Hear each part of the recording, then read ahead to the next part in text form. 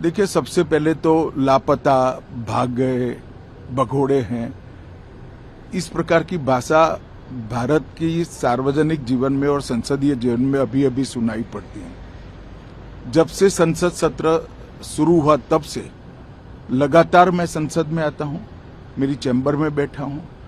चूंकि संसद भवन के अंदर विपक्ष संसद को चलने ही नहीं दे रहा है, दोनों गृहों में, तो कोई जाकर क्या करेगा।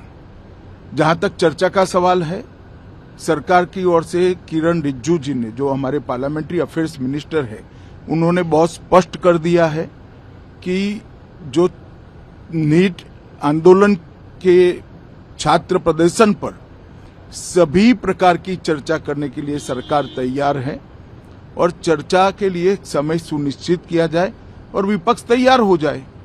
पहले तो ये यही मांग कर रहे थे, हमने हाँ बोल दिया। मेरी ओर से भी मैंने कह दिया है कि मैं किसी भी सवाल का जवाब देने के लिए संसद में तैयार हूं, मगर वो चर्चा ही नहीं होने देना चाहते। अब जनता तय करे कौन भाग रहा है। आज भी मैं कहता हूं, आज 3 बजे तक स्पीकर साहब को वो पत्र दे दे। 3 बजे से लेकर कल 3 बजे तक सभी प्रकार की चर्चा के लिए हम तैयार हैं। मैं सदन में ही बैठूंगा, सबको सुनूंगा और सब चीजों का जवाब दूंगा। सरकार के पास छुपाने के लिए कुछ नहीं है। वो भी चर्चा करूंगा कि आपने क्यों चर्चा नहीं चाहिए। भारतीय जनता पार्टी की मोदी जी के नेतृत्व में सरकार, एनडीए की मोदी जी के नेतृत्व में सरकार हर चीज पर चर्चा के लिए तैयार है। संसद वो चलने दे बस।